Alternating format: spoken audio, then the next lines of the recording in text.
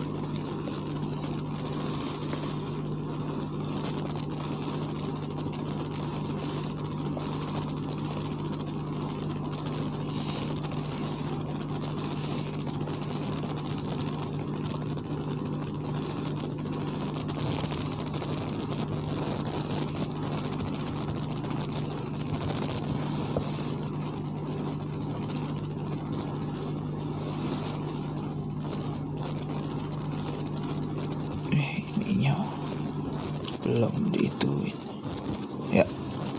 Cek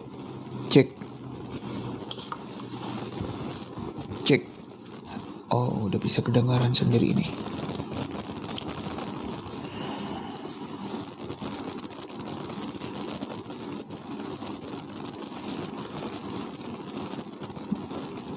Everybody love me, welcome. Good connection sih.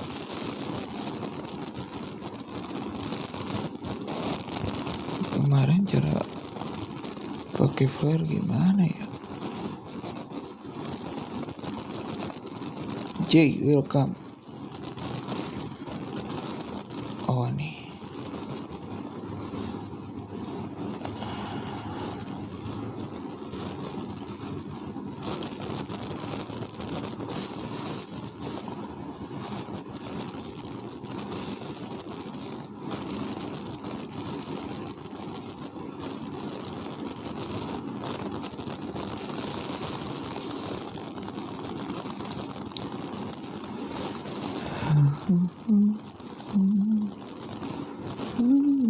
Ute, welcome. Omeng Bae, welcome. Aik Tato, welcome. Doyan Ngopi, welcome. Ipan, welcome. Sulaiman 16, welcome. King, welcome. Fulung, welcome. Zilong Givi, welcome. France, welcome. I love, welcome. Tita, welcome. Peter Kamfa, welcome. Rian Parklau, welcome. Mai Febriansa, welcome. Adi 16, welcome. Iwan, welcome. Frisley Kurnia V, welcome. Abi Cokor 5, welcome. Ilham Putra, welcome. Anak Rantau 86, welcome. Fans Cloud, welcome. Meyin Aje, welcome. Roman, welcome. Budi Lakbet, welcome. Waduh, ada yang bahasa Korea. In Hangul language, are you from Korean true or just? Garda Wisnu Kenca, Istana Lembu, namanya unik. Effendi Zaeze, Wadah Kopi, Mama Edo, welcome. Cukurukuk, Dendi Bayu, Abdel Story, Irma Jatin, Bagus Amer, Yusuf Effendi. Bentar ya, aku setting record dulu. Wadah Kopi, Lexi Roy, Joe Ahmed, Scorpion. Aku setting recorder dulu buat nanti di upload di YouTube juga, Spotify. Bentar ya.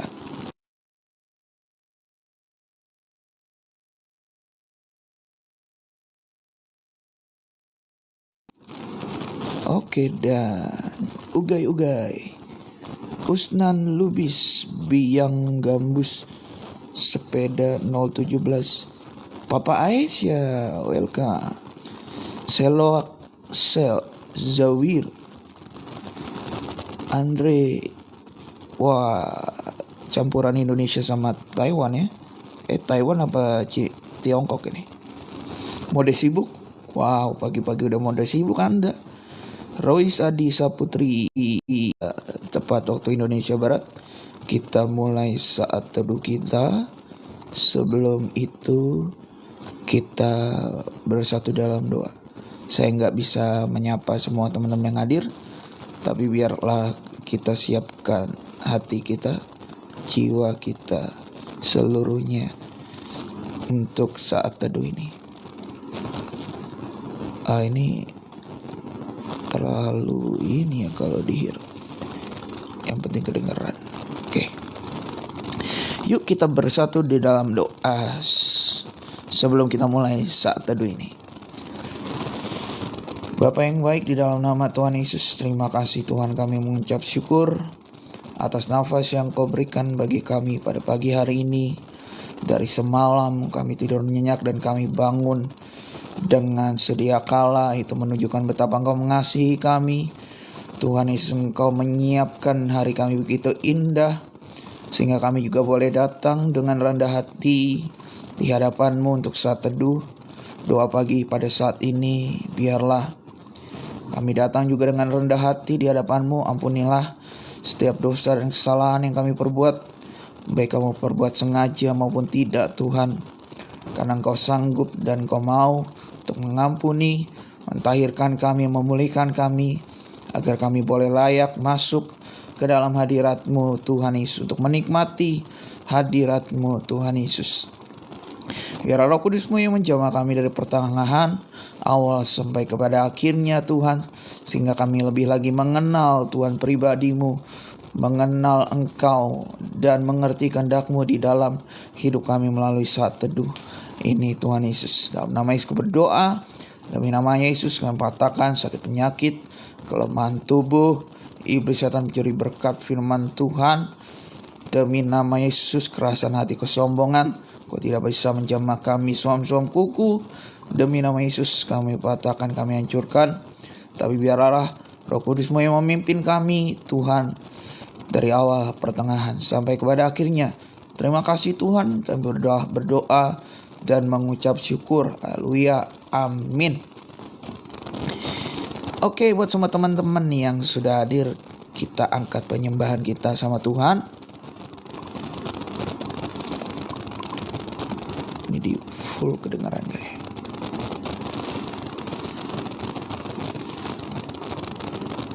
Oke.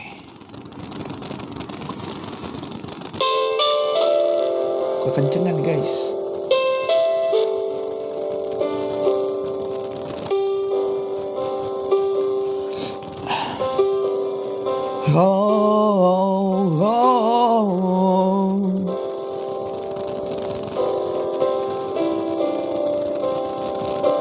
Ingat kasih-Nya,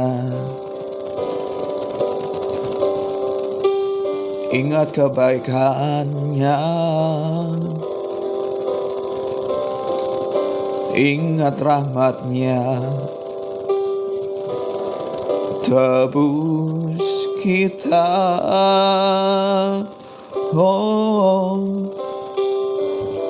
Setinggi langit membentang, begitulah kasih-Nya pada kita.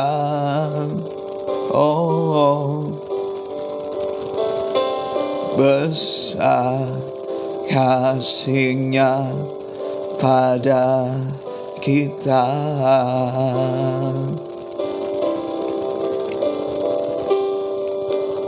Kan ku ingat kasih-Nya,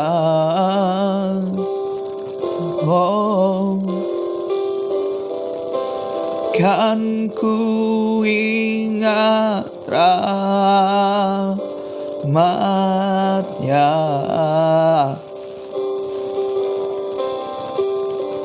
Dia hapuskan segala dosaku. Oh, Dia menebus hidupku. Oh,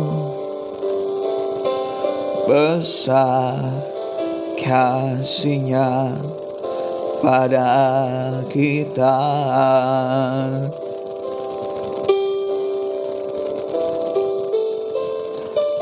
Oh, kami selalu mengingat kasih dan kebaikan-Mu, Yesus. Sebab Engkau layak untuk diagungkan.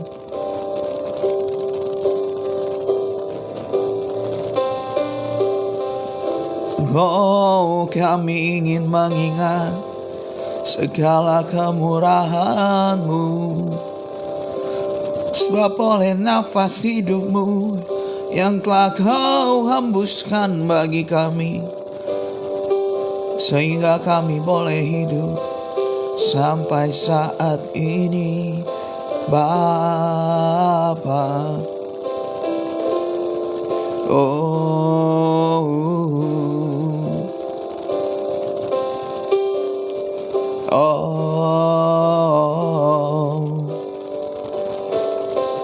besar kasih-Nya pada kita.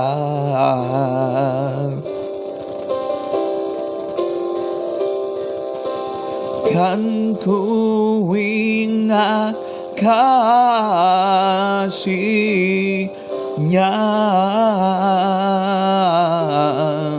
Oh, kan ku ingat rahmat-Nya, Yesus. Dia hapuskan segala dosaku. Oh, sebab Kau yang menebus hidupku. Oh, besar kasih-Nya pada kita. Oh, besar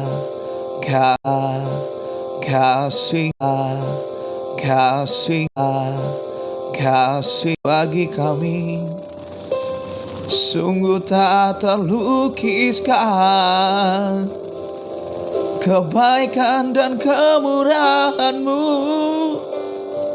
Bapa.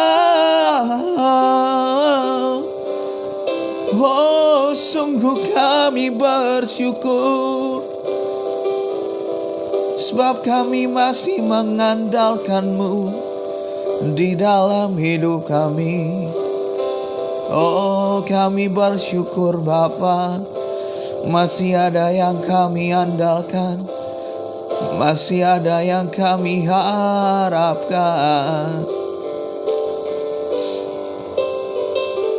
Oh,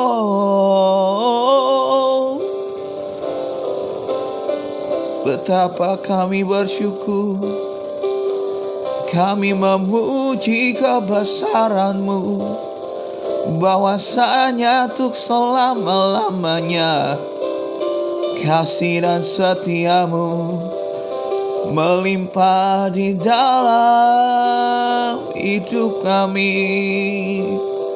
Dengan apa kan kami balas segala kemurahan-Mu, segala kebaikan yang telah Kau berikan.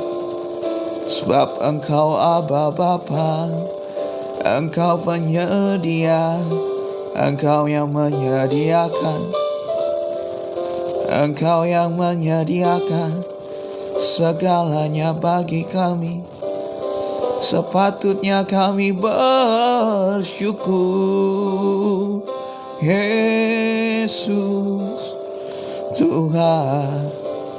Terima kasih Yesus, terima kasih Bapa. Oh,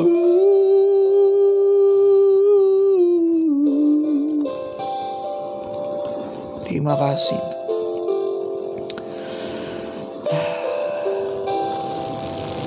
Biarlah kami selalu mengingat kebaikan-Mu, selalu mengingat dari mana kami dipanggil, selalu mengingat dari mana kami ditebus oleh Engkau Tuhan, dari lumpur dosa. Terima kasih Tuhan.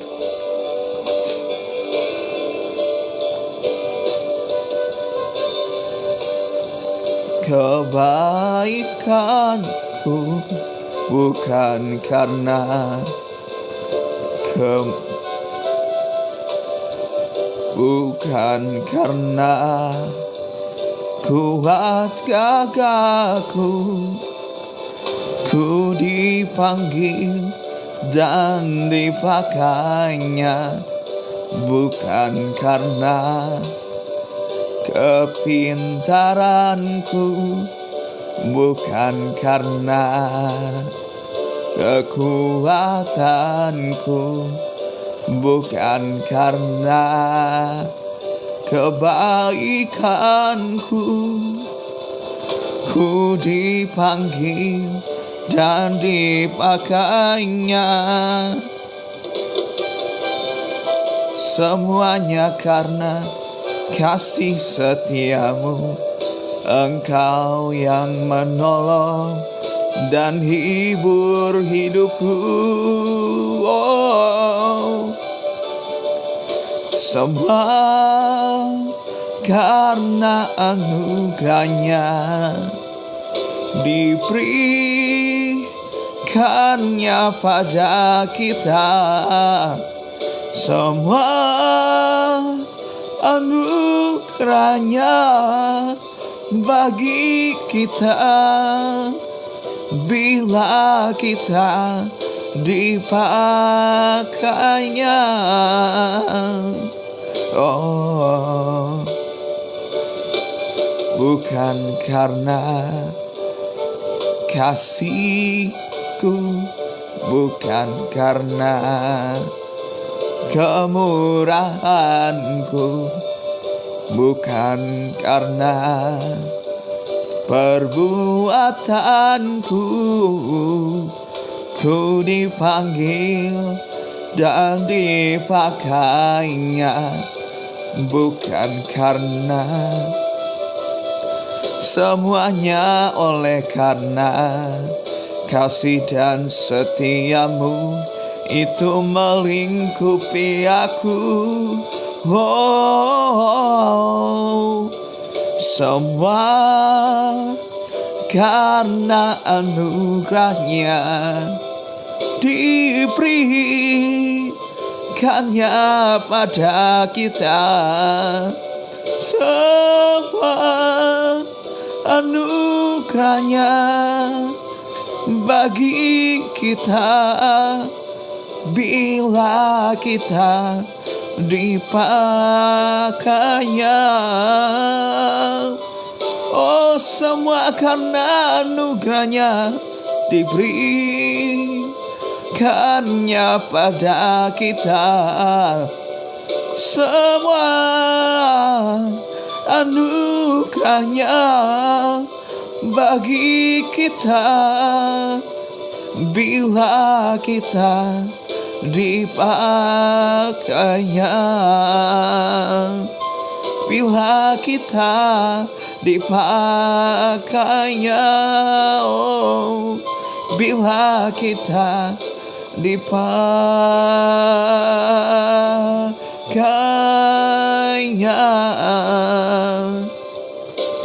Benar Tuhan, semua karena anugerah-Mu. Semuanya pemberian yang daripadamu Tuhan. Kami tidak ada apa-apanya di hadapan-Mu Tuhan. Maka daripada itu kami mau merendahkan hati kami. Kami mau bersyukur kepadamu atas segala yang Kau berikan. Terima kasih Tuhan, terima kasih. Kasih-Mu Bapa, jiwaku pun tentram. Engkau menerimaku dengan sepenuhnya, walau dunia melihat rupa, namun Kau memandangku sampai ke dalaman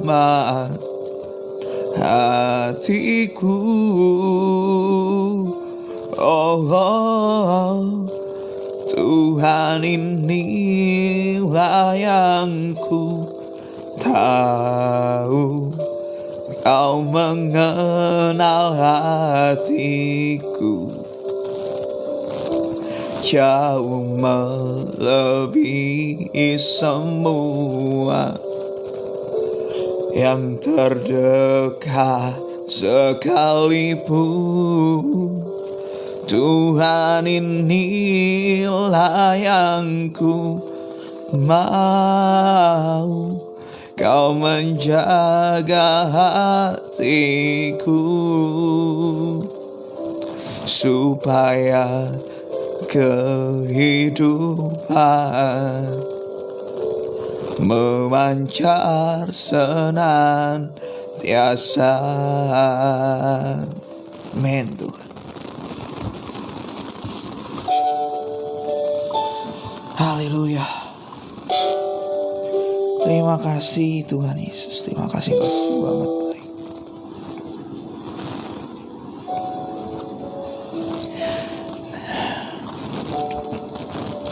Bapa, terima kasih atas pujian dan penyembahan yang telah kami naikkan di hadapan-Mu.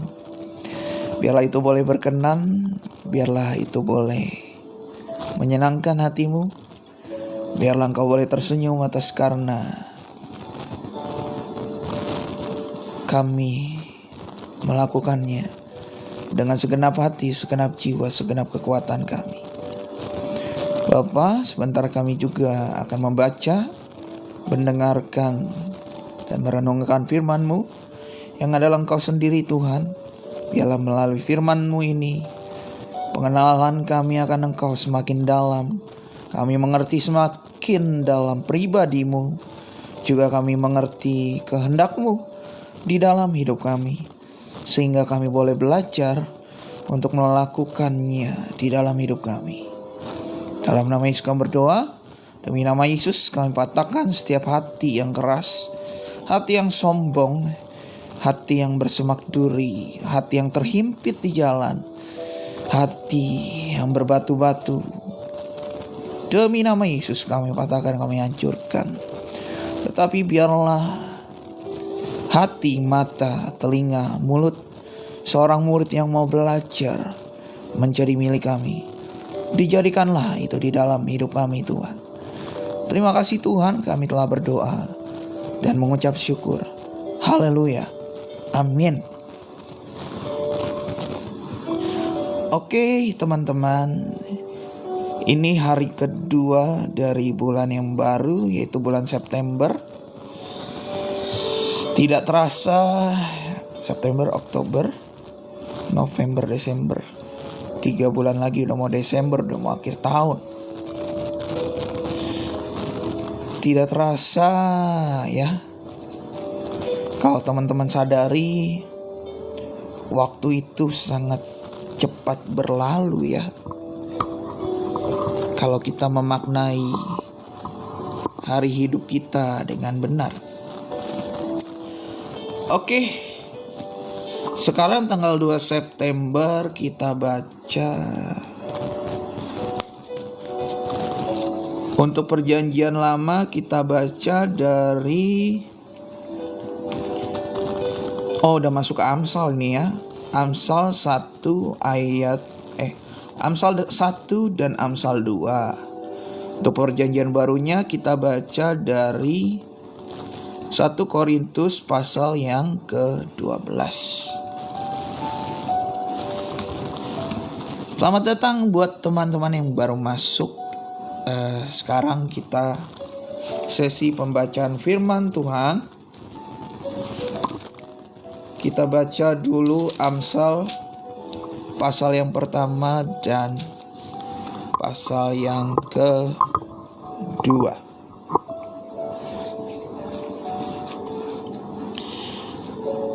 Amsal pasal yang pertama.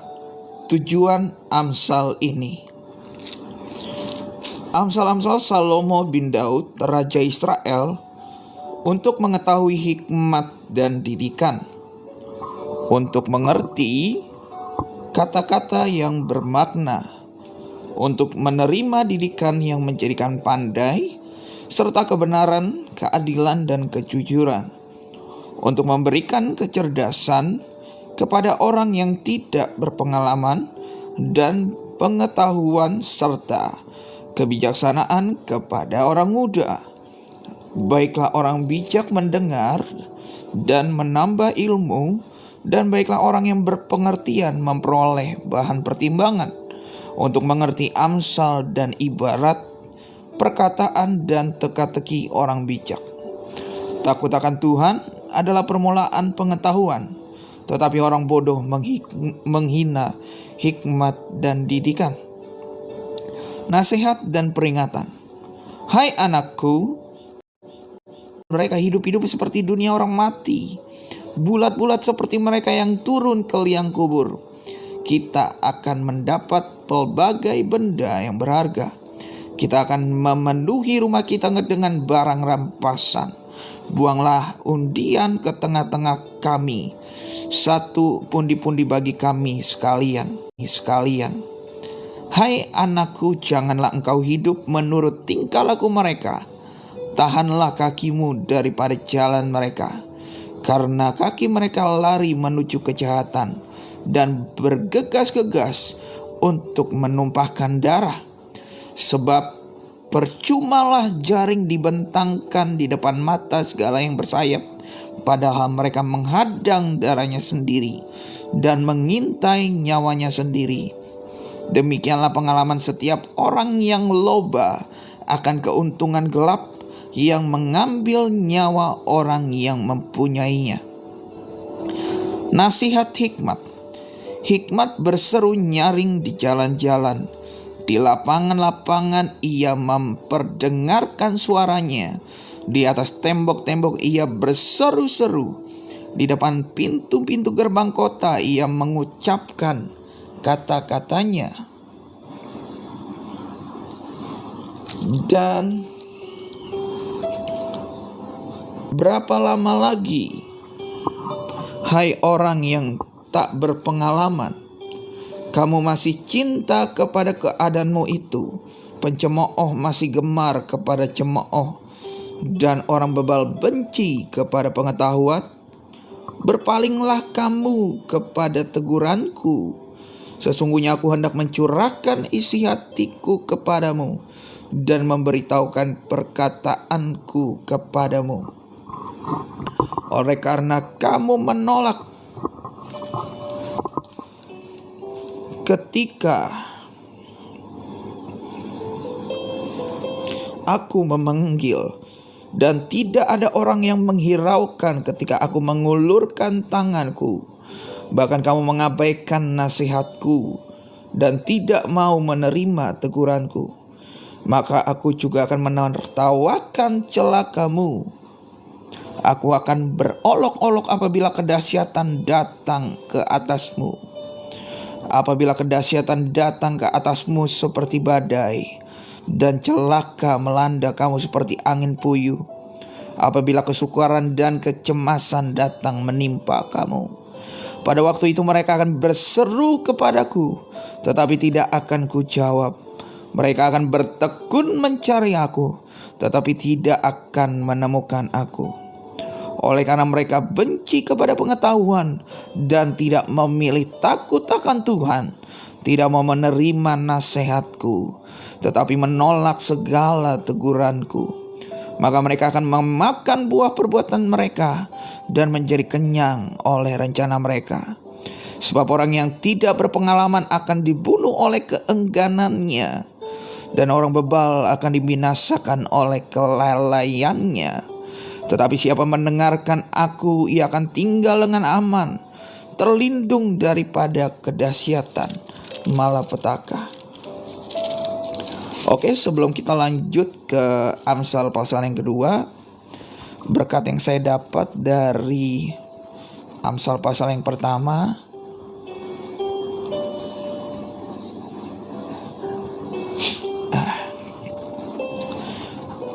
di sini dengan jelas tadi kita sudah baca dan kita dengar bahwa tujuan daripada Salomo ini membuat kitab Amsal ini untuk memberikan kita pelajaran, nasihat, pengertian segala apa yang dia punya kepada kita.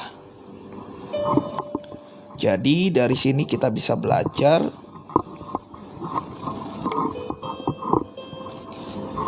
Tunggu ya, ribet banget gua. Nasi goreng. Di sini kita bisa belajar untuk menyerap semua apa yang Salomo berikan kepada kita. Yang pertama, di ayat yang ke-7 dikatakan, takut akan Tuhan adalah permulaan pengetahuan, tetapi orang bodoh menghina hikmat dan didikan. Dalam konteks hidup kita sekarang, kalau teman-teman sadari,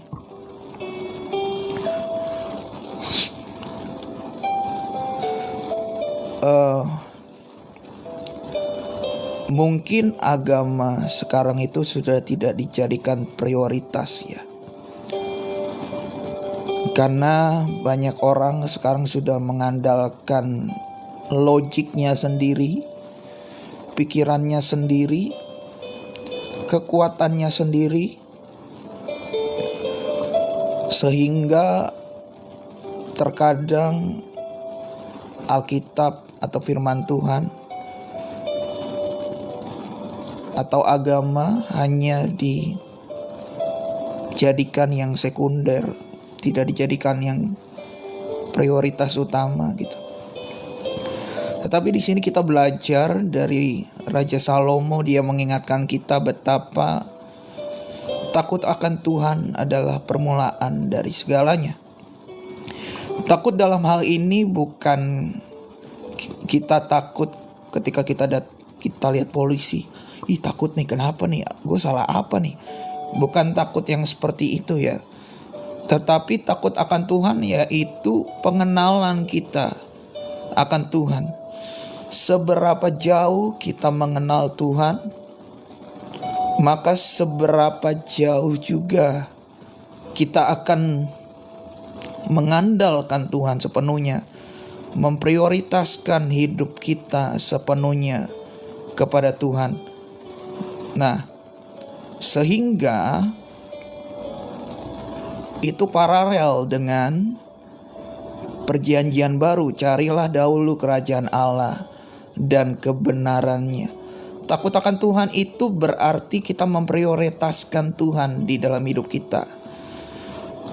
Takut akan Tuhan itu seperti kita bercermin seberapa kita kenal akan Dia, seberapa kita dalam mengenal Dia. Ketika kita sudah dalam mengenal Dia, maka Tuhan juga akan menunjukkan kasih setianya dengan memberikan kita hikmat-Nya, memberikan kita segala apa yang kita butuhkan di dalam kita, di dalam permasalahan kita kah, di dalam kebutuhan kita kah. Nah, Tuhan Yesus pasti akan mencukupkan kalau kita dalam mengenalnya. Contoh, saya berikan analogi. Semakin kita mengenal orang itu, semakin kita bisa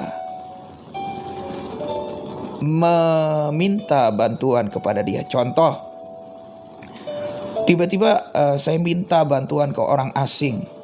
Orang asing itu pikir, lo siapa? Gua aja gak kenal sama lo. Lo siapa tiba-tiba lo? Misalnya saya minjem duit. Lo siapa lo tiba-tiba minjem duit sama gua? Balas budinya gak ada. Pernah memberikan pertolongan ke gua gak pernah.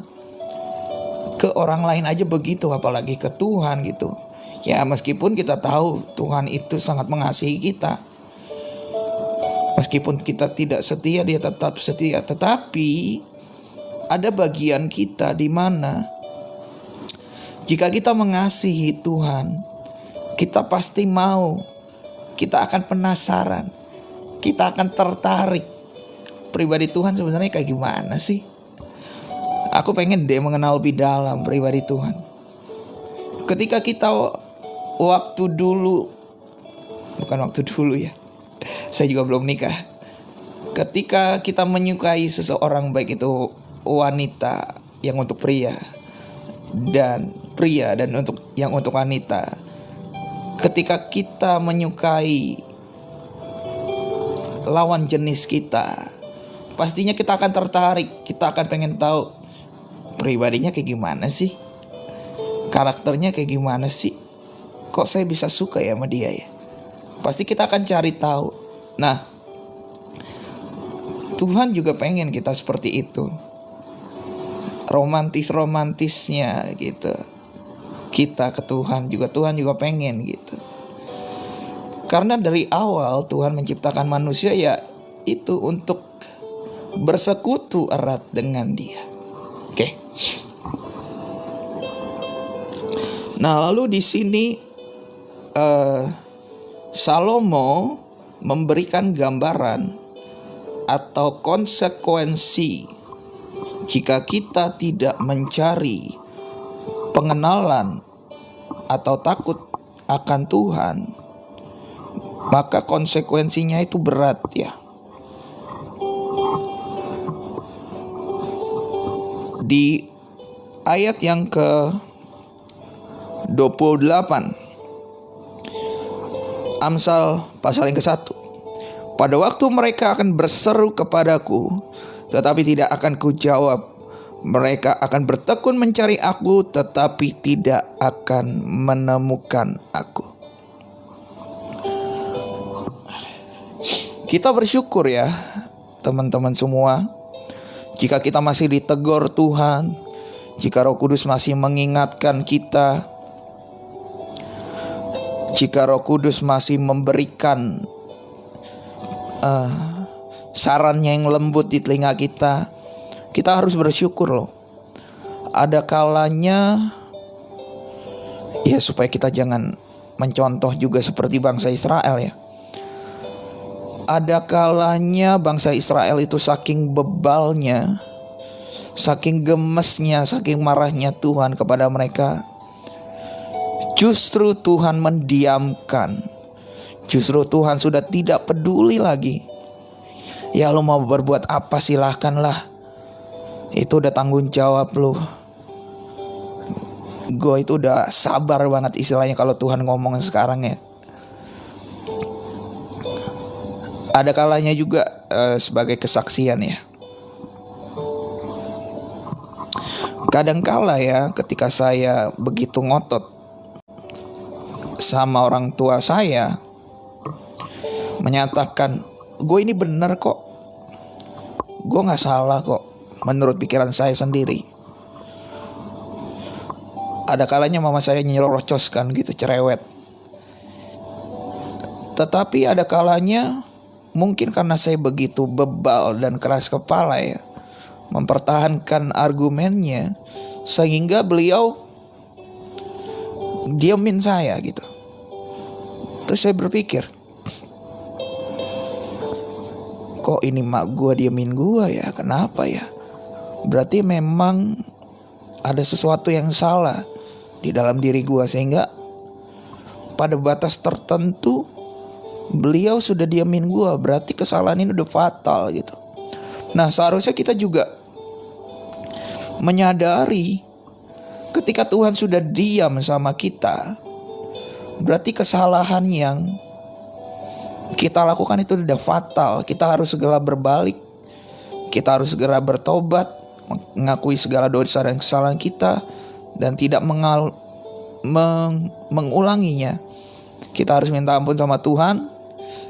Kita harus bersyukur Tuhan, Roh Kudus masih mau berbicara di dalam hati kita. Jika itu orang lain, mungkin udah diemin istilahnya sama Tuhan. Kita harus bersyukur, teman-teman. Lalu konsekuensinya banyak ya, jika kita tidak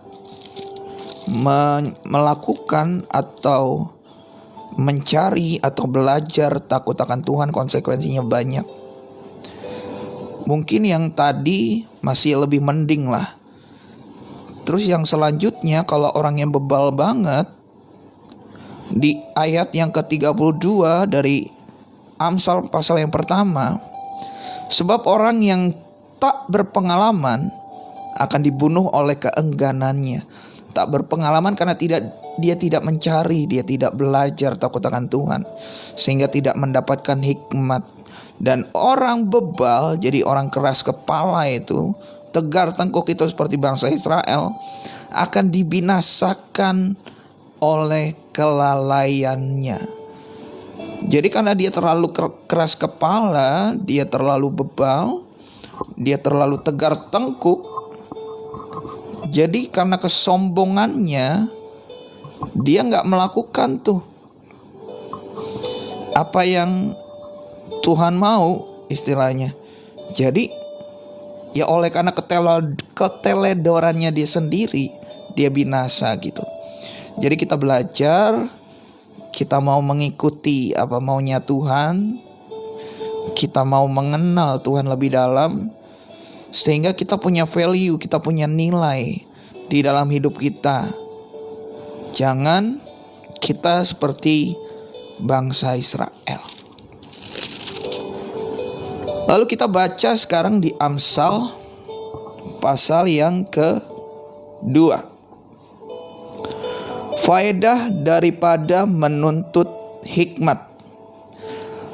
Hai anakku, jikalau engkau menerima perkataanku dan menyimpan perintahku di dalam hatimu, sehingga telingamu memperhatikan hikmat, dan engkau mencenderungkan hatimu kepada kepandaian, ya, jikalau engkau berseru kepada pengertian dan menunjukkan suaramu kepada kepandaian, jikalau engkau mencarinya seperti mencari perak dan mengejarnya seperti mengejar harta terpendam, maka engkau akan memperoleh pengertian tentang takut akan Tuhan dan mendapat pengenalan akan Allah.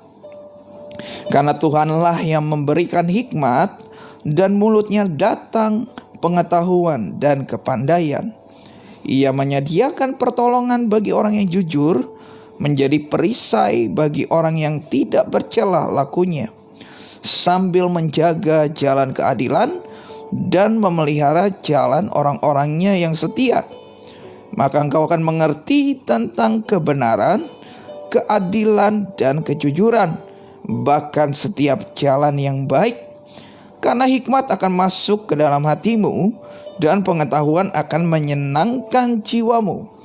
Kebijaksanaan akan memelihara engkau, kepandaian akan menjaga engkau, supaya engkau terlepas dari jalan yang jahat, dari orang yang mengucapkan tipu muslihat, dari mereka yang meninggalkan jalan yang lurus dan menempuh jalan yang gelap, yang bersuka cita melakukan kejahatan, bersorak-sorak karena tipu muslihat yang jahat, yang berliku jalan-jalannya, dan yang sesat perilakunya.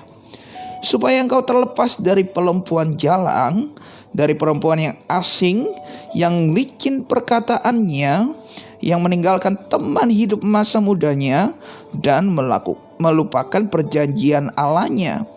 Sesungguhnya rumahnya hilang tenggelam di dalam maut, jalannya menuju ke arwah-arwah. Segala orang yang datang kepadanya tidak balik kembali dan tidak mencapai jalan kehidupan. Sebab itu tempuhlah jalan orang baik dan peliharalah jalan-jalan orang benar. Karena orang jujurlah akan mendiami tanah, dan orang yang tidak bercelalah yang akan tetap tinggal di situ. Tetapi orang fasik akan dipunahkan dari tanah itu, dan pengkhianat akan dibuang dari situ. Serem kan ya? Jadi ribet banget gue dari tadi ya. Sorry ya.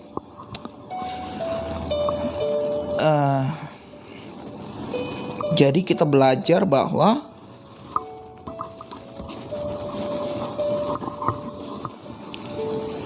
ketika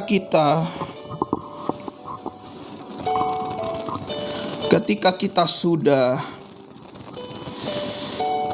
melakukan atau belajar bagaimana caranya takut akan Tuhan,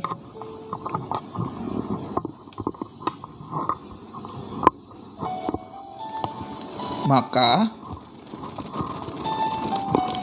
kita akan beroleh yang tadi kita sudah dengar. Ribet banget lu.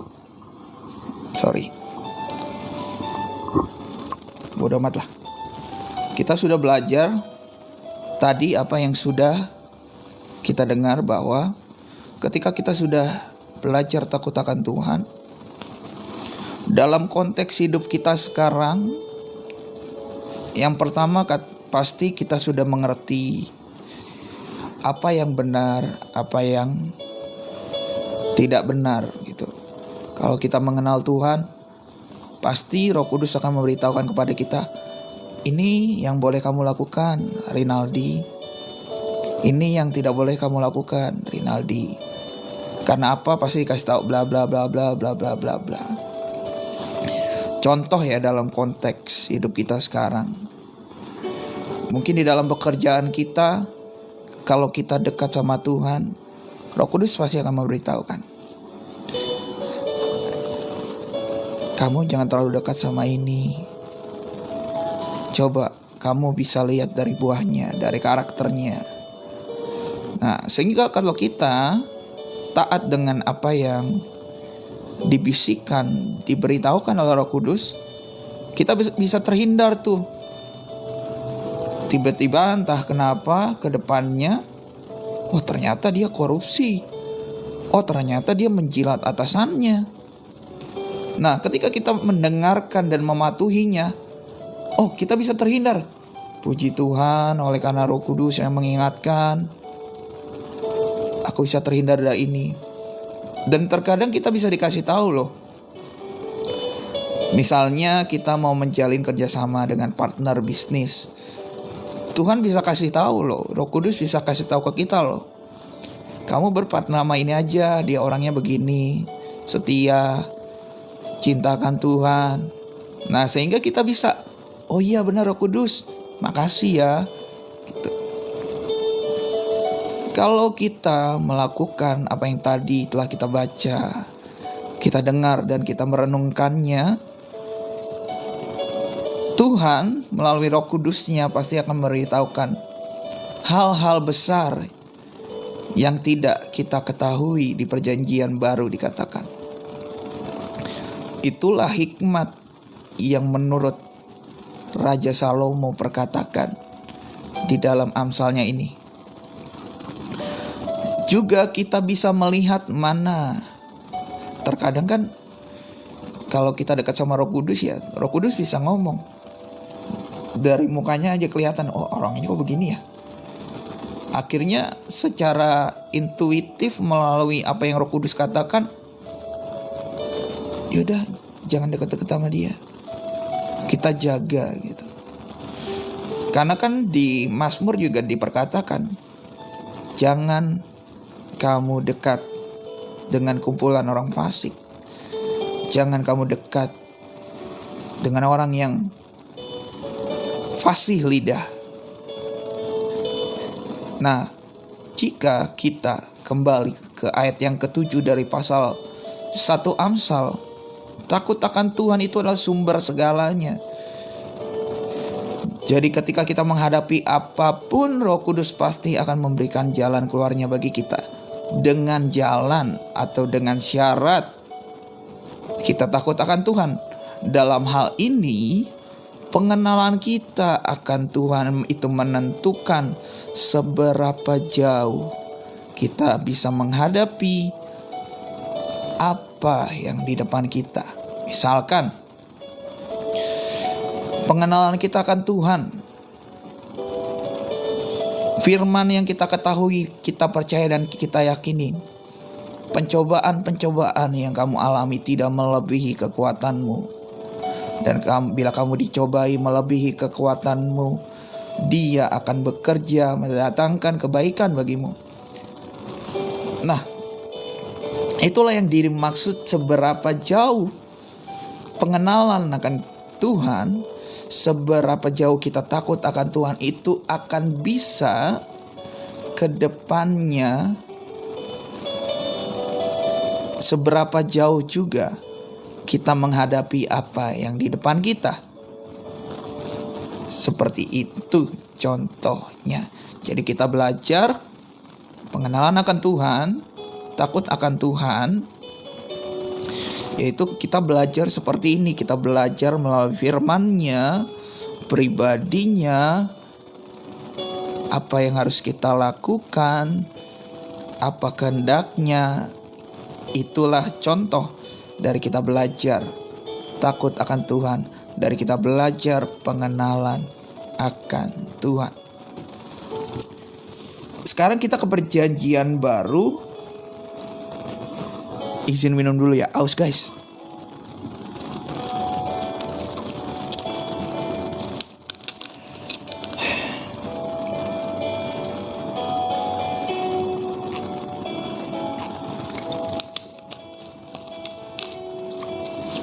Puji Tuhan, haleluya. Ku tinggikan, ku agungkan selamanya. Segala puji padamu, Yesus. Ku sembah, sujud. 1 Korintus pasal 12. Oke. 1 Korintus pasal yang ke-12. Rupa-rupa karunia tetapi satu roh. Sekarang tentang karunia-karunia roh, aku mau saudara-saudara supaya kamu mengetahui kebenarannya. Kamu tahu bahwa pada waktu kamu masih belum mengenal Allah, kamu tanpa berpikir ditarik kepada berhala-berhala yang bisu. Karena itu aku mau meyakinkan kamu bahwa tidak ada seorang pun yang berkata-kata oleh Roh Allah dapat berkata, terkutuklah Yesus, dan tidak ada seorang pun yang dapat mengaku Yesus adalah Tuhan selain oleh Roh Kudus. Ada rupa-rupa karunia tetapi satu roh, dan ada rupa-rupa pelayanan tetapi satu Tuhan, dan ada berbagai-bagai perbuatan ajaib, tetapi Allah adalah satu yang mengerjakan semuanya dalam semua orang. Tetapi kepada tiap-tiap orang dikaruniakan penyataan roh untuk kepentingan bersama. Sebab kepada yang seorang roh memberikan karunia untuk berkata-kata dengan hikmat, dan kepada yang lain roh yang sama memberikan karunia berkata-kata dengan pengetahuan. Kepada yang seorang roh yang sama memberikan iman, dan kepada yang lain Ia memberikan karunia untuk menyembuhkan. Kepada yang seorang Roh memberikan kuasa untuk mengadakan mukjizat, dan kepada yang lain Ia memberikan karunia untuk bernubuat, dan kepada yang lain lagi Ia memberikan karunia untuk membedakan bermacam-macam roh. Kepada yang seorang Ia memberikan karunia untuk berkata-kata dengan bahasa roh, dan kepada yang lain Ia memberikan karunia untuk menafsirkan bahasa roh itu. Tetapi semuanya ini dikerjakan oleh Roh yang satu dan yang sama, yang memberikan karunia kepada tiap-tiap orang secara khusus seperti yang dikehendakinya. Banyak anggota tetapi satu tubuh. Karena sama seperti tubuh itu satu dan anggota-anggotanya banyak, dan segala anggota itu sekalipun banyak merupakan satu tubuh, demikian pula Kristus. Sebab dalam satu roh kita semua, baik orang Yahudi maupun orang Yunani, baik budak maupun orang merdeka, telah dibaptis menjadi satu tubuh, dan kita semua diberi minum dari satu roh. Karena tubuh juga tidak terdiri dari satu anggota, tetapi atas banyak anggota. Andai kata kaki berkata, karena aku bukan tangan, aku tidak termasuk tubuh, jadi benarkah ia tidak termasuk tubuh? Dan andai kata telinga berkata, karena aku bukan mata, aku tidak termasuk tubuh, jadi benarkah ia tidak termasuk tubuh? Andai kata tubuh seluruhnya adalah mata, di manakah pendengaran? Andai kata seluruhnya adalah telinga, di manakah penciuman? Tetapi Allah telah memberikan kepada anggota masing-masing secara khusus suatu tempat pada tubuh seperti yang dikehendakinya. Andai kata semuanya adalah satu anggota, di manakah tubuh? Memang ada banyak anggota tetapi hanya satu tubuh. Jadi mata tidak dapat berkata kepada tangan, aku tidak membutuhkan engkau. Dan kepala tidak dapat berkata kepada kaki, aku tidak membutuhkan engkau. Malahan justru anggota-anggota tubuh yang nampaknya paling lemah yang paling dibutuhkan. Dan kepada anggota-anggota tubuh yang menurut pemandangan kita kurang terhormat, kita berikan penghormatan khusus. Dan terhadap anggota-anggota kita yang tidak elok, kita berikan perhatian khusus. Hal itu tidak dibutuhkan oleh anggota-anggota kita yang elok. Allah telah menyusun tubuh kita begitu rupa, sehingga kepada anggota-anggota yang tidak mulia diberikan penghormatan khusus, supaya jangan terjadi perpecahan dalam tubuh, tetapi supaya anggota-anggota yang berbeda itu saling memperhatikan.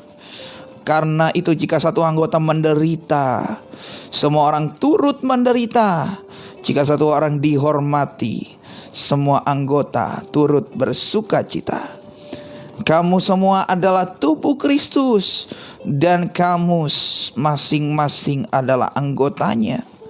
Dan Allah telah menetapkan beberapa orang dalam jemaat.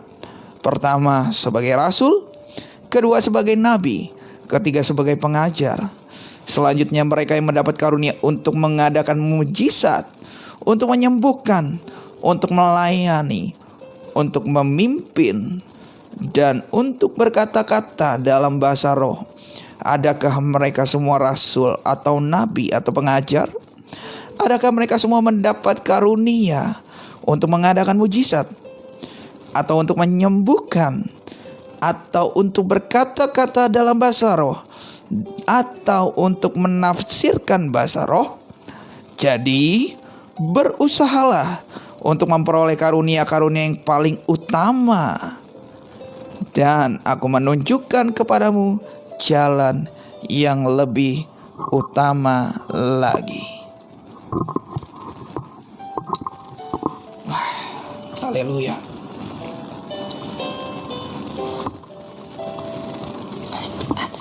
Benerin posisi dulu.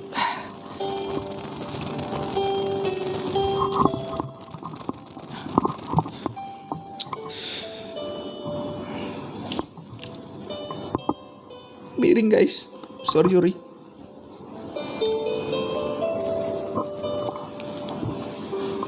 Kok begini sih? Ayo, beb.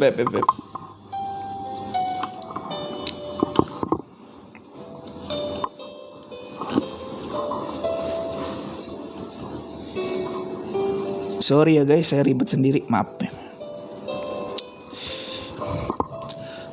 Jadi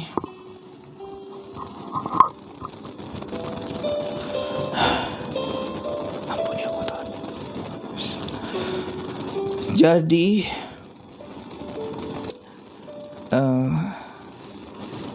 1 Korintus 12 ini sinkron dengan keadaan kita zaman sekarang, di mana kita masing-masing tubuh Kristus bukannya bersatu, tetapi terjadi perpecahan. Kalau teman-teman mengikuti saat teduh kemarin, tepatnya tanggal 1 September, di zaman para rasul pun sudah terjadi apa yang namanya perpecahan di dalam pengikut Kristus. Karena di dalam pengikut Kristus itu ada orang Yahudi yang sudah percaya Yesus sebagai juru selamat. Ada juga orang bukan Yahudi,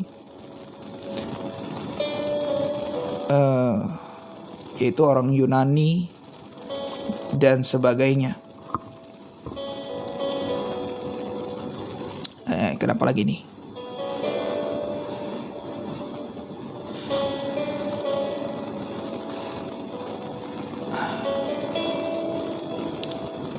Oke, saya lanjutkan. Jadi konteks di zaman dulu, di zaman Rasul Paulus, karena begitu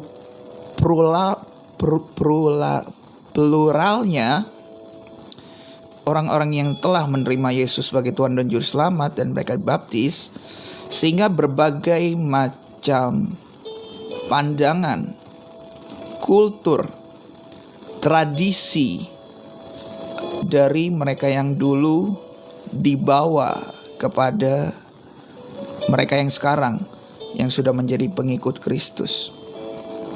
Ada banyak perdebatan seperti contohnya, apabila kita sudah menjadi pengikut Kristus dari orang Yahudi, apakah hukum Taurat masih dilakukan atau masih diaplikasikan? Terus dari orang yang bukan Yahudi, pasti ada pertentangannya nih, karena kan konteksnya pada zaman para rasul, orang Yahudi itu begitu membenci orang Romawi, orang Yunani, karena kan mereka dijajah oleh mereka gitu, oleh orang Yunani dan orang Romawi tersebut. Sehingga banyak perdebatan internal, aliran-aliran, segala macamnya. Maka daripada itu, Rasul Paulus meluruskan di 1 Korintus pasal yang ke-12 ini. Konteksnya kalau zaman kita sekarang itu sangat relate. Sekarang sudah banyak aliran di dalam pengikut Kristus. Advent, Reform, Progresif, terus Karismatik, Katolik, apalagi aliran apalagi? Kayaknya udah itu aja ya. Yang nggak aku sebutkan, yang aku nggak tahu, mohon minta maaf. Nah, Rasul Paulus sudah menjelaskan kita ini semua adalah bagian tubuh. Masing-masing punya peranan. Jadi pasti tidak ada yang akan tumpang tindih. Nah, dalam konteks kehidupan kita sekarang, contoh, masing-masing punya peranan. Contoh di Advent, mereka masih mengikuti tradisi di dalam peribadatan hari Sabat, yaitu hari Sabtu. Karena perhitungan dari hari dari bangsa Israel atau bangsa Yahudi dihitung bukan berdasarkan 24 jam, tapi dari perhitungan matahari. Jadi misalkan ya, koreksi kalau saya salah nih, jam 6 sore itu udah masuk keesokan harinya kalau di bangsa Israel atau orang Yahudi. Jadi hari Sabtu itu udah dihitung hari Minggu gitu istilahnya kalau orang umum berpikir. Nah, ada peran yang seperti itu. Berarti dia masih mengikuti hukum Taurat atau tradisi orang Yahudi.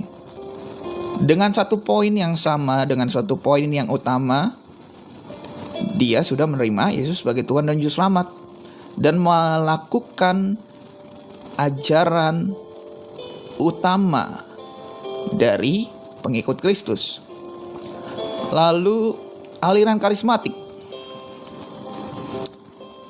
kan sudah kita dengar ya, atau sudah kita tonton juga, sudah kita simak bahwa Pak Pendeta Stephen Tong bilang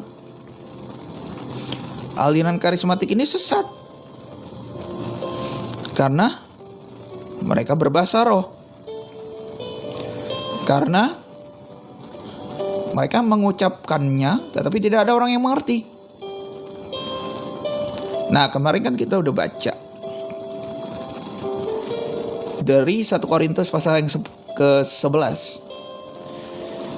Perpecahan itu ada, tetapi ada untungnya. Kenapa? Supaya kita bisa tahan uji, supaya kita bisa menguji ini benar gak, sesuai dengan firman Tuhan gak. Nah, tadi sudah kita baca dan kita dengar bahwa benar loh, memang ada karunia bahasa roh, dan juga ada yang menafsirkannya. Tetapi mungkin saja di Indonesia kita tidak tahu orang yang menafsirkan itu, sehingga mungkin ya, Pak Pendeta Stephen Tong itu menganggap itu sesat karena ya belum ada yang menafsirkannya. Karena memang kita nggak tahu, cuma kita dan Tuhan yang tahu arti dari bahasa roh yang kita ucapkan gitu. Nah, seringkali menurut aliran lain karismatik itu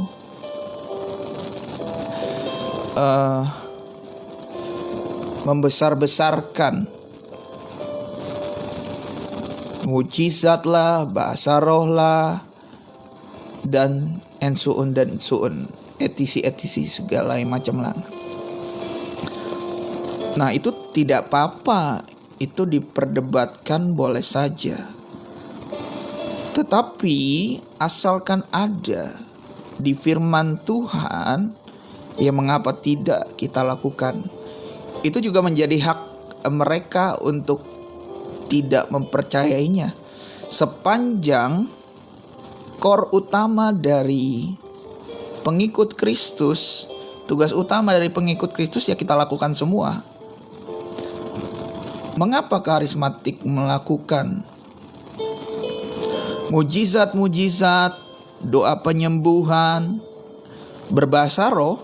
Ya karena itu sesuai dengan firman Tuhan. Kita mengikuti teladan Yesus, karena saya kan di gereja karismatik juga.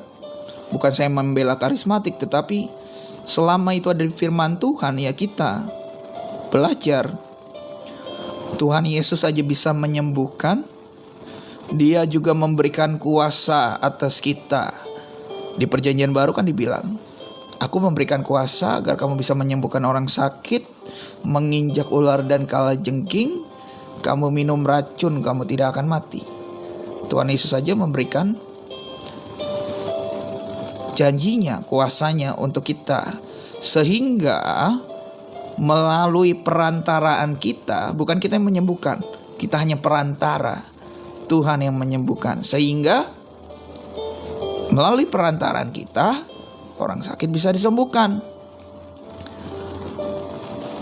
Nah, memang semuanya kita bisa serap, semuanya bisa kita lakukan, tetapi tidak semuanya itu berguna dan tidak semuanya itu membangun. Makanya kesembuhan itu tergantung daripada iman, tergantung dari percaya dan keyakinan orang yang sakit atau orang yang lukanya dalam, atau orang yang depresi berat dan segala macamnya. Itu tergantung daripada iman orang itu sendiri. Dan untuk bahasa roh, para rasul juga bilang, bahasa roh itu membangun dirimu sendiri. Jadi tidak perlu atau tidak diwajibkan untuk berbahasa roh. Yang diwajibkan bagi kita pengikut Kristus adalah dipenuhkan Roh Kudus, tinggal di dalam Roh Kudus, dan mengikuti Roh Kudus. Itulah. Jadi tidak penting kita harus bahasa roh di depan umum, tetapi yang penting kita dipenuhi Roh Kudus, tinggal di dalam Roh Kudus, dan melakukan apa yang dikatakan Roh Kudus. Itu yang lebih prioritas, yang lebih utama. Makanya kan tadi kita dengar, juga kita sudah baca, aku sudah memberitahukan kamu karunia-karunia semuanya. Di zaman konteks aku berada memang ada orang seperti ini, masing-masing perannya seperti ini, bagiannya seperti ini. Tetapi aku juga memberitahukan kepada kamu apa yang menjadi prioritas utama. Prioritas utamanya bukan karena kita membeda-bedakan kok ada karunia seperti ini bla bla bla segala macam. Tetapi kamu harus melakukan tugas utamanya, yaitu Matius 28 ayat 18 sampai 20. Jadikan semua bangsa muridku, baptislah mereka dengan nama Bapa, Anak dan Roh Kudus. That's it. Kita harus memprioritaskan itu, bukan menyela-nyela masing-masing peran. Itu seperti halnya bagian tubuh kita menyela-nyela bagian tubuh yang lain. Contoh, tangan sama mata. Mata, kok kamu cuma bisa melihat sih? Kayak aku dong, bisa jalan-jalan, bisa bergerak-gerak begini, sempurna katanya. Terus kata mata, tangan, kamu cuma hanya bisa bergerak-gerak, tapi kamu bisa melihat gak dari jauh pandangan orang itu? Kalau gak ada aku, kamu gak bisa ngapa-ngapain. Istilahnya seperti itu, menurut logika ya, berpikir kita. Sama halnya ketika masing-masing aliran gereja, kok kamu bahasa roh? Kok kamu menyembuhkan? Dokter aja belum pasti bisa menyembuhkan. Kok kamu sok ngajarin? Kok kamu lebih fokus ke pujian penyembahan, tetapi yang lainnya sepertinya gak diprioritasin? Nah, hal-hal yang seperti itu janganlah kita perdebatkan. Masing-masing punya peranannya. Karena justru karena ada karunia khusus, tadi kan kita sudah dengar ya, kita sudah baca. Masih ada karunia-karunia khusus. Khusus itu memang diprioritaskan untuk satu hal fokusnya. Supaya apa? Supaya kita saling melengkapi sebagai tubuh Kristus. Kalau tidak ada yang memfokuskan seperti tadi, mereka mengalami masalah.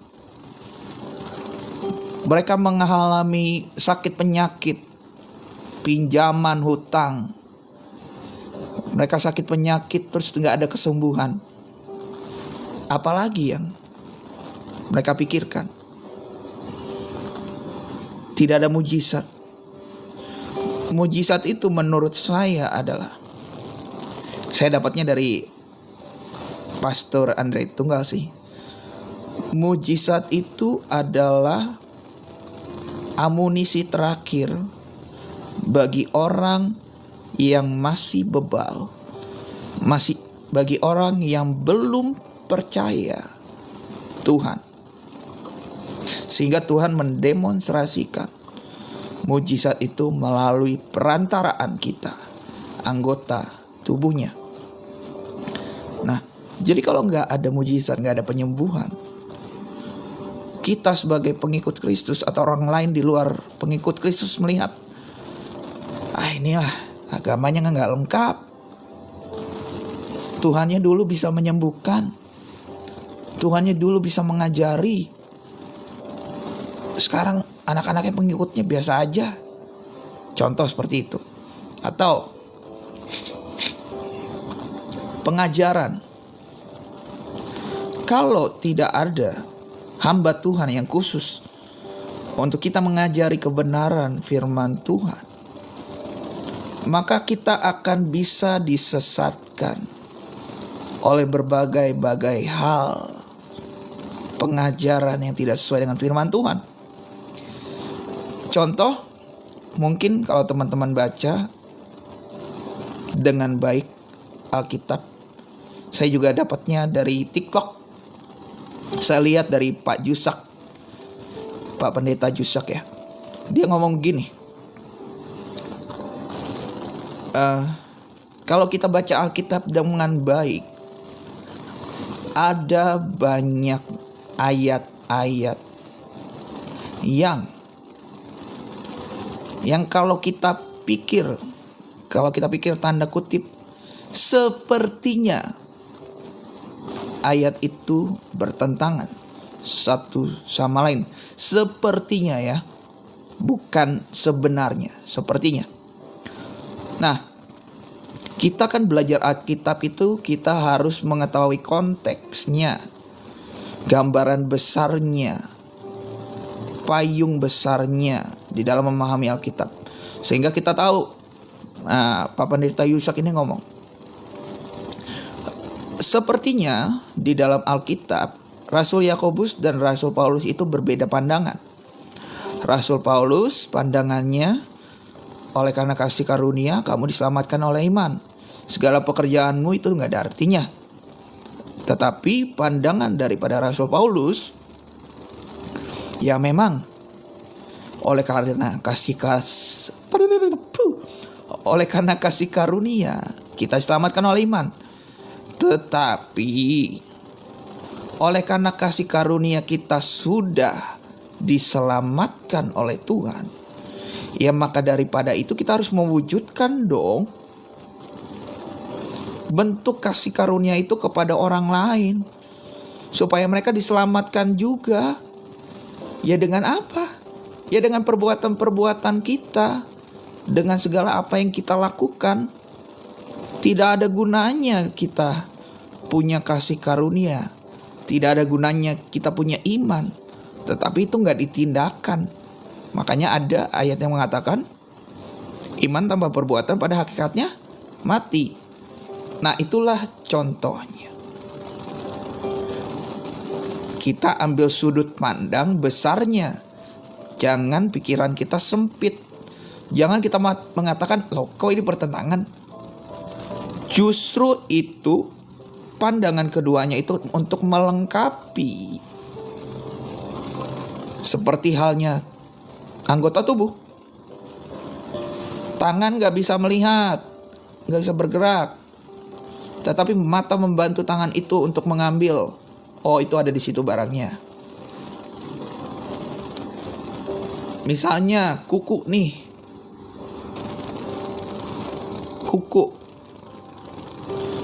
Kuku ada kegunaannya loh.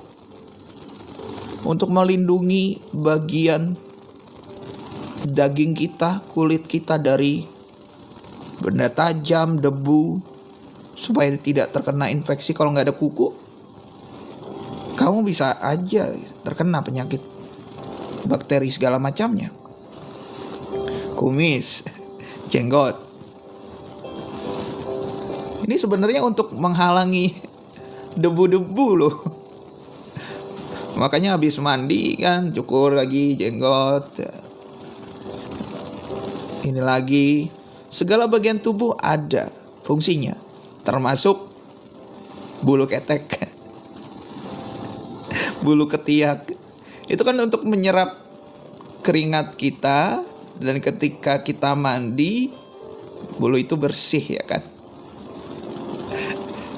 Semuanya anggota tubuh ada fungsinya masing-masing, dan Rasul Paulus juga mengajari kita karunia itu diberikan oleh satu roh, yaitu Roh Kudus.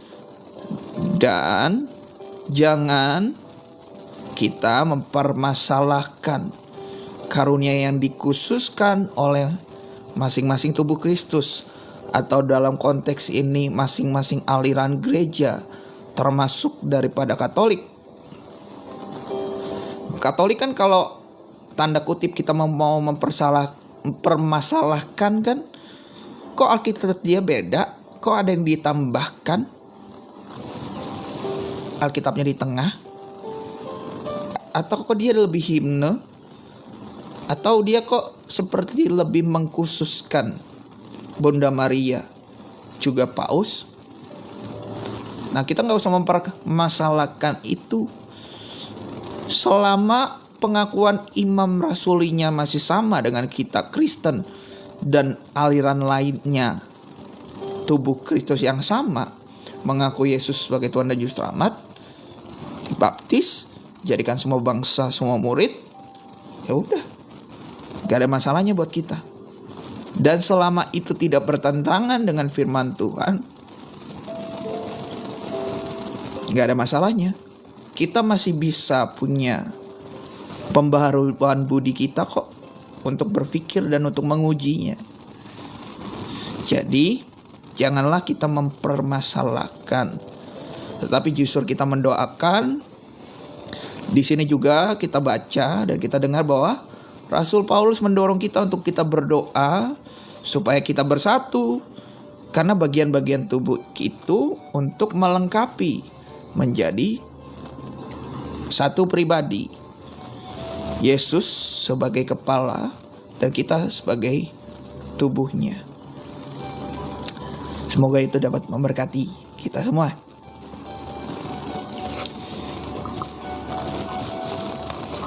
Oke, sekarang kita masuk ke mendoakan ya.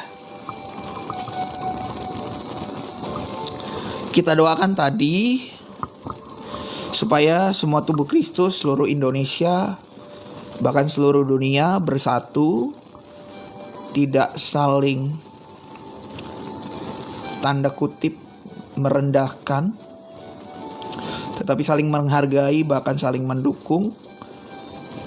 Seperti kita telah baca dan kita telah dengar bahwa setiap anggota tubuh itu saling mendukung satu dengan yang lain. Juga kita doakan Indonesia, terutama hak untuk beribadah, Biarlah pemerintah tidak menutup mata. Biarlah oknum-oknum yang iri, dengki, atau benci terhadap kita pengikut Kristus itu dijamah oleh Roh Kudus. Biar mereka bertobat, berbalik dari jalan mereka yang jahat, karena mereka tidak tahu apa yang mereka perbuat. Yuk kita bersatu dalam doa. Bapa yang baik, dalam nama Yesus, terima kasih, kami bersyukur Bapa. Kami belajar kembali dalam perjanjian lama bahwa takut akan Engkau adalah permulaan dari segala sesuatunya Tuhan. Ketika kita juga atau kami mau mencari hikmat, takut akan Tuhan juga permulaannya. Takut akan Tuhan yaitu bagaimana kami belajar mengenal Engkau lebih dalam, pribadi-Mu, juga kami melakukan kehendak-Mu di dalam hidup kami. Juga kami belajar kembali melalui Rasul Paulus bahwa kami atau kita harus menghargai semua aliran di dalam gereja atau tubuh Kristus ini. Karena semuanya punya fungsi masing-masing, punya peran masing-masing untuk melengkapi satu dengan yang lain. Maka daripada itu, kami mau berdoa Tuhan, agar kami boleh bersahati, bergandengan tangan, saling mendukung di dalam pekerjaan-Mu Tuhan. Di dalam kami menjadikan murid Yesus, membaptis mereka, dan membiarkan kami bertumbuh seperti ke Allah-Mu Tuhan. Mengikuti teladan-Mu, belajar melakukan kehendak-Mu di dalam hidup kami. Dalam nama Yesus dijadikan Tuhan. Juga kami berdoa untuk Indonesia, terutama hak untuk beribadah, hak untuk berdoa. Engkau menguatkan dan meneguhkan teman-teman kami yang mungkin dilarang di daerah masing-masing di seluruh lapisan di Indonesia. Kuatkan dan teguhkan hati mereka. Jangan mereka hilang pengharapan Roh Kudus yang memberikan kedamaian, damai sejahtera, sukacita, pengharapan, kasih, dan iman. Jadilah bagi mereka Tuhan. Dalam nama Yesus dijadikan Tuhan. Juga kami berdoa untuk Indonesia. Biarlah segala sesuatunya berjalan dengan baik dan benar. Nanti pemilihan pilkada, dalam nama Yesus dijadikan Tuhan. Juga kami berdoa supaya tidak ada yang namanya gempa megatrust di Indonesia. Dan apabila Engkau mengizinkannya Tuhan, biarlah setiap kami boleh dikuatkan dan diteguhkan. Kami tetap berharap padamu. Kami yakin Tuhan, semuanya itu mendatangkan bagi kami yang mengasihi Engkau. Dijadikan Tuhan. Kami mau sebenarnya itu tidak ada Tuhan, gempa megatrust itu di Indonesia Tuhan. Tapi Tuhan, kami menyerahkan, bukan kehendak kami yang jadi, tapi kehendak-Mu Tuhan. Dijadikan Tuhan. Dijadikan Tuhan juga, biarlah apa yang kami lakukan itu berhasil, dan di segala tempat yang kami pijak, kami beruntung karena kami belajar melakukan kehendak-Mu dalam hidup kami. Juga biarlah diselamatkan setiap keluarga kecil, keluarga besar kami yang belum mengenal Engkau, baik melalui pemberitaan kabar baik oleh kami maupun orang lain yang Kau perkenankan. Dijadikan Tuhan dalam nama Yesus. Demi nama Yesus kami bersatu, kami patahkan iblis, setan, sakit, penyakit, kelemahan tubuh, niat jahat manusia, kemunduran Indonesia. Demi nama Yesus, demi nama Yesus, demi nama Yesus kami patahkan dan hancurkan. Tapi biarlah Roh Kudus yang selalu memimpin kami, dan juga kami patuh dan taat untuk belajar melakukan kehendak-Mu di dalam hidup kami. Dijadikan Tuhan. Di dalam nama Yesus kami telah berdoa dan mengucap syukur. Haleluya. Amin. Oke. Buat teman-teman yang mungkin terlambat mengikuti Saat Teduh, teman-teman bisa menyaksikan, menonton kembali Saat Teduh ini di YouTube. Saya akan upload videonya di YouTube. Atau mungkin teman-teman yang gak sempat melihatnya di YouTube, teman-teman bisa dengar Saat Teduh ini di Spotify. Spotify-nya itu podcast Rinaldi Tonic. Jadi teman-teman mungkin bisa dengar dalam aktivitas teman-teman, mungkin dalam pekerjaan, perjalanan pekerjaan, dan yang lainnya. Saat Teduh ini juga setiap hari ada jam 3 waktu Indonesia Barat live di TikTok. Untuk rekamannya sendiri atau videonya tidak bisa saya upload di TikTok karena akan terkena copyright. Jadi nanti percuma aja kalau saya upload, terus kan suara originalnya itu akan dihapus, ya sama aja ya.